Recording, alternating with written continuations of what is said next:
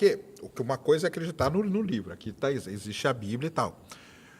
Outra coisa são eu vejo desse jeito, são as interpretações que são dadas.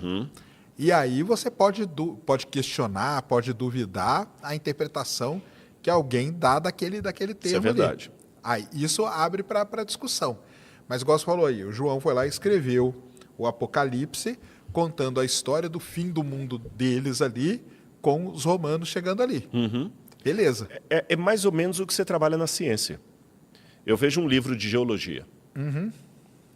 Aí, o livro de geologia é a Bíblia. Você tem a Bíblia, você tem o livro de geologia. Por que isso é escrito na Bíblia? Porque você sai da Bíblia, você vai ver fora o que ela contou e vai ver as evidências dela. Correto? Por que eu acredito no livro de geologia? Porque eu saio do livro de geologia, vou para fora e vejo lá o que o livro contou. Agora, assim como também na geologia tem as interpretações, a Bíblia também tem. Dúvidas, Exatamente. Um duvida do outro, a Bíblia também tem. Certo. Agora, então você está vendo que Bíblia e ciência é muito parecida, o método científico é muito parecido. Né? A única diferença é que, no caso da Bíblia, entendendo que Deus inspirou esse livro, Deus olha a sinceridade da pessoa. Entendi. O equívoco quando a pessoa tem um equívoco, mas ele está sendo honesto, ele está sendo... Quem sou eu? Eu tenho muita convicção. É como você. Você pode falar assim, olha, eu aprendi isso até com você. A gente está falando sobre a origem do universo. Eu gostei e repeti isso e dou sempre o crédito. Modelos. Isso. São os modelos. Big Bang é um modelo, há outros. Um astrofísico. O Jaime vai ter um modelo, vai ter um astrofísico que vai duvidar do Jaime aqui, tudo bem. São modelos. Agora, tem aqueles que são ridículos, você vê que não tem sentido nenhum, é coisa da cabeça do cara. Tem aqueles que procedem, tem aqueles que falam assim, ele responde essa parte, mas tem aquele ponto ali. E na Bíblia a mesma coisa, só que a Bíblia tem um diferencial. Eu tenho que respeitar a sinceridade do outro, mesmo que eu esteja convicto do meu modelo. Entendi. Você entendeu? E é isso que, às vezes, essa parada que muita gente não entende na Bíblia, aí eu fico muito triste, Sérgio, eu falo aqui sem medo de ser feliz. Tem muitas pessoas, não estou falando que é o seu caso, mas tem muitas pessoas que são ateus graças aos representantes de Deus. Os advogados de Deus. Você entende? Nada contra a Cíntia é a sua esposa que é advogada, mas nada contra os advogados, mas Deus não precisa de advogado. E se Deus precisasse de advogado, ele teria nomes melhores do que o Rodrigo. Mas hoje tem muita aí no mundo religioso, nas diferentes igrejas e principalmente na internet, uma galera que quer ser o advogado de Deus. E ele quer defender Deus com a mesma oratória e recurso de um advogado perante um tribunal. E aí ele acha que ele tem uma procuração de Deus para ser o representante legal de Deus. Isso é muito complicado. Então, o que eu acho que tem que ter é aquele respeito de... Se eu fosse um astrofísico e tivesse um modelo cosmológico diferente do Sérgio aqui, o Sérgio, olha, Rodrigo, eu acho que esse modelo aqui é o universo inflacionário, eu acho que não, que então, beleza, tranquilo. Mas, às vezes, o religioso não. Ele quer destruir o outro, ele quer acabar com a reputação do outro, ele quer... Isso é muito chato. E tem muita gente que está ateu. Você que está me assistindo agora, estou falando com a galera aí que é religiosa, tá bom? Câmera da verdade aqui, ó. Tem muita gente que está ateu por sua culpa. Porque se Deus é amor e você não está demonstrando amor pelo seu semelhante, você está convertendo muito ateu para o ateísmo. Desculpa esse desabafo aqui, mas eu fico chateado com isso. A gente tem que ter a convicção religiosa. Eu tenho a minha religião, minha convicção, mas com respeito pelo outro. Vou dar um exemplo para você. Eu não sou testemunho de Jeová. Eu não concordo com a interpretação bíblica das testemunhas de Jeová. Eu acredito que Jesus é Deus, eu acredito na Trindade, a testemunha de Jeová não. A testemunha de Jeová acredita numa data de 1914, eu acredito não. O testemunho de Jeová é o quê? Eles acreditam que é o Armagedon, o início do Armagedon. Isso passou por várias alterações. Armagedon seria o quê? É o Batalha do Tempo do Fim. Esse testemunho de Jeová. O fim do mundo, né? O fim do mundo, Armagedon exatamente. É o fim do mundo. Lógico. Testemunho de Jeová não faz transfusão de sangue, eu dou o sangue. Então, tem várias coisas nas testemunhas de Jeová que eu discordo da interpretação bíblica delas.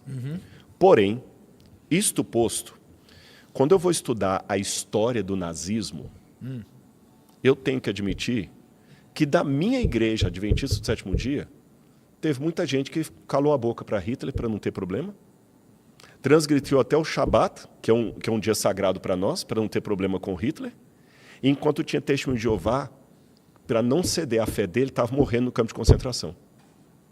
Aí agora eu vou falar que aquele testemunho de Jeová que morreu no campo de concentração, ele é um ridículo, ele é um idiota. Só porque ele tem uma interpretação que eu considero equivocada, quem julga os corações é Deus. Sim. Graças a Deus também, para não parecer que eu estou pejorando minha igreja, também tive adventistas que salvaram os judeus na Segunda Guerra Mundial. Tem adventista que tem árvore lá, lá no Yad Vashem, lá em Israel. Já ouviu no Hotel Ruanda? Que aquele cara salvou um monte de gente, era um adventista do sétimo dia.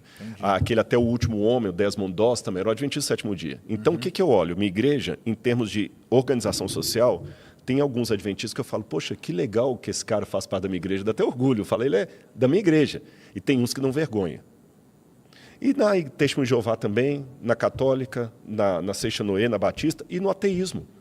Tem ateus que você consegue conversar e tem ateus que são chatos. Até o meu amigo lá, o Luiz Saião, ele fala que tem os xiitas e os chatos, né?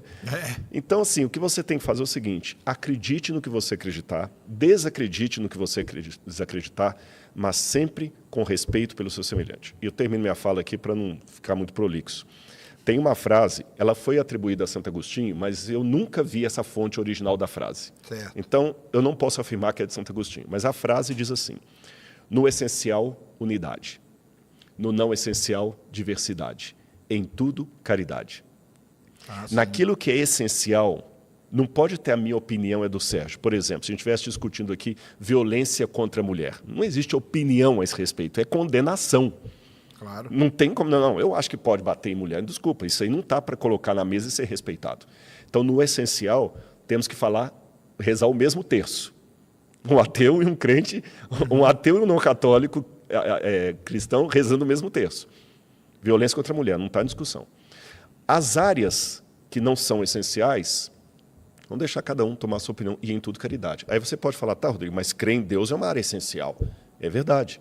Mas aí eu deixo o coração dele com Deus. Lembre, eu estou aqui para testemunhar de Deus, não para ser o advogado de defesa dele.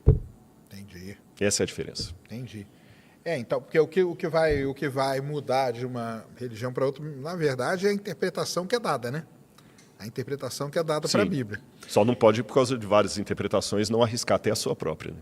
Ter a sua própria. Como a ciência. Por exemplo, uma coisa que eu discordo de você é o lance...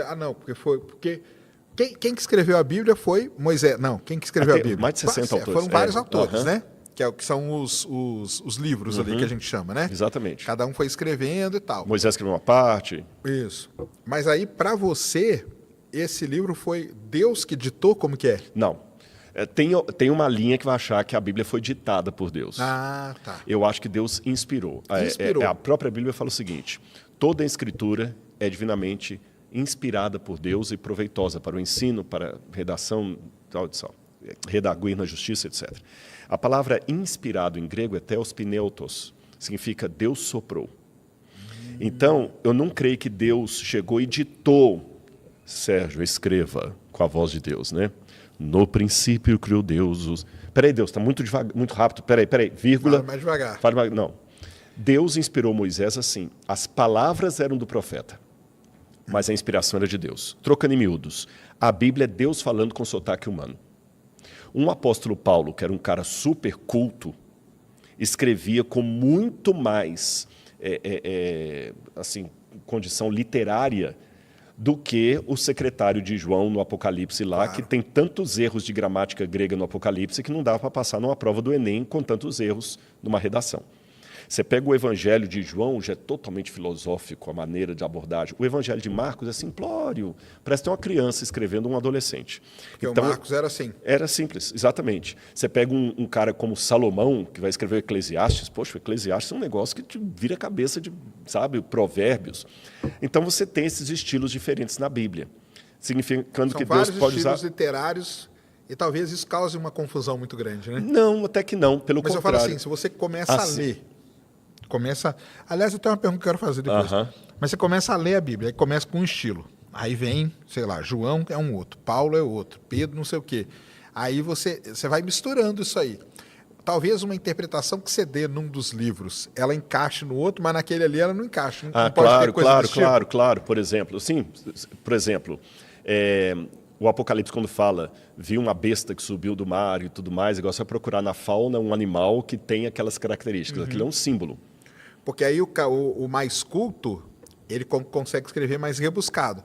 Talvez seja mais fácil ler o mais simples. Sim. Tanto é que eu comento, pessoal. Ele escreve mais direto. Começa por Marcos. Então, isso que eu queria saber. Se eu vamos supor, eu nunca li a Bíblia, não.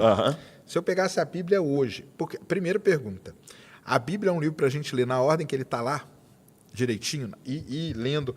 Porque tem gente que fala assim, vou começar a ler a Bíblia. Vai lendo naquela ordem, ou existe, tipo filme, né? Sim. Tipo Star Wars, por exemplo. Tem qual a maneira certa de ver Star Wars? Tem várias. Trilogia. Tem várias maneiras. Qual você... Primeiro é essa. A Bíblia é para ler do início ao fim, de cabo a rabo, assim? A mesma resposta que deu para o Star Wars vale para a Bíblia. Não tem receita.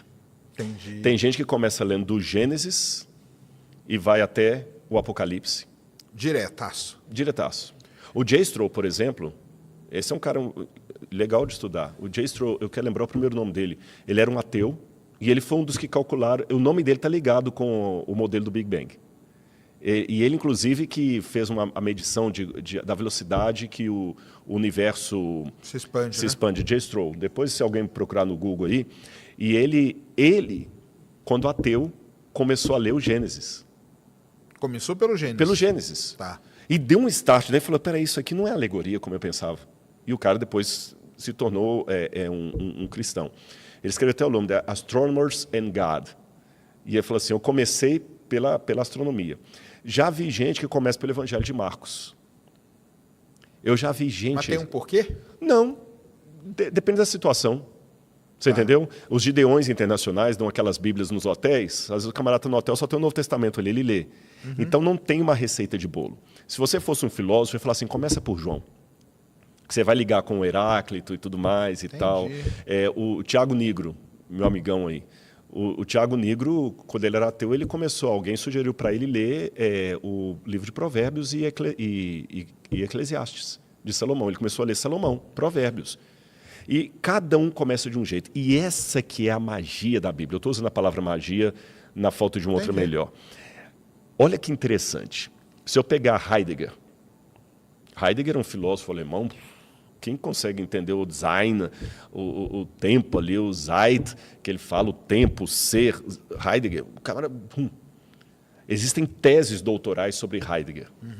Mas aquela senhorinha com escola primária nunca vai entender Heidegger. Mas a Bíblia ela entende. Mas existem teses doutorais em Harvard, Yale, em Stanford sobre a Bíblia. Então, isso para mim já é uma coisa assim, muito esquisita nesse livro, em vários aspectos. Eu vou pegar a Bíblia dos pontos esquisitos que ela possui. Em primeiro lugar, ou ela é Heidegger, ou ela é historinha infantil. Porque, para ser historinha infantil, como é que tem tanta tese doutoral sobre a Bíblia? Aliás, eu acho que de todos os livros produzidos no mundo, o que tem o maior número de teses doutorais a seu respeito é a Bíblia. Para longe de qualquer questionamento. Você mesmo falou de muitos cientistas, até depois eu tenho esse dado no meu livro O Ceticismo da Fé, que você falou que uma grande parte dos cientistas são cristãos.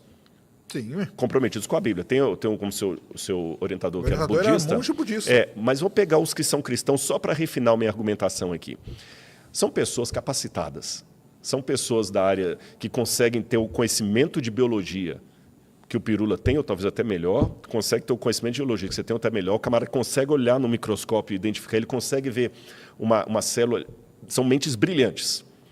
E eu não conheço nenhuma dessas mentes brilhantes que acreditam em boitatá, mula sem cabeça, fada madrinha. Eles não leem, eu acho que são pessoas com um intelecto refinado bastante para saber a diferença entre as fábulas de La Fontaine, tá certo? E um livro escrito sobre a Segunda Guerra Mundial. E eles falam, Jesus ressuscitou. Então, esse livro é um livro muito profundo que convence até essa galera. Mas não é um livro que fica preso a essa galera, porque aquela senhorinha que não sabe nem pronunciar o nome de Heidegger, lê a Bíblia. Eu, quando fui pastor de igreja há muitos anos, lá em Minas, que eu fiz teologia, fui trabalhar cuidando de igreja, depois que eu vim para a área acadêmica. Tinha uma senhora que ela não sabia ler nem escrever. Ela pediu a Deus que ela queria ler a Bíblia. E ela começou a, na Bíblia, pegar as letras ali, lia, e você pegava a Bíblia, ela ia catando as letras, ela lia tudinho para você. Mas se pegasse uma revista Veja, ela não sabia ler. Entendi. E se perguntava para ela, conta a história da Bíblia, se ela sentasse aqui, ela dava um banho de conhecimento em você, que você falou que não conhece. Olha que interessante, até uma coisa interessante. Sim. Que livro é esse que desperta tanto os intelectuais como os provincianos? Que livro é esse que tem tanto ódio em torno dele? Porque tem mesmo? Tem, foi o livro mais perseguido da história. Nenhum livro foi tão perseguido, proibido e destruído como o livro chamado Bíblia Sagrada. Caramba. Pega a história geral da Bíblia Sagrada, a Bíblia foi diversas vezes destruída, pisoteada, a sua leitura era proibida. Eu não conheço nenhum interpretador. Olha, você é apaixonado pela física, mas eu duvido que você teria coragem de se tornar mártir por sua interpretação da camada geológica. Sim. Você acredita na camada geológica, mas não a ponto de se tornar mártir por aquela crença, por mais que ela seja verdadeira. Mas a crença bíblica produziu milhares, se não milhões de mártires ao longo da história. O camarada teve a coragem de morrer por Jesus, porque ele não negou aquilo que estava no livro dele. Então, é um livro que produz algo que nem a ciência conseguiu produzir. Entendi. Você está entendendo? Que o cara fala assim, não, eu morro por isso. Então, são as questões bíblicas que me fazem ver. Eu estou diante de um livro, no mínimo, esquisito. Então, começar, você acha que é o quê? Bom, se fosse para você, eu te indicaria assim, como você é um camarada culto e gosta de estudar, eu começaria por João. João. João, o Evangelho de João.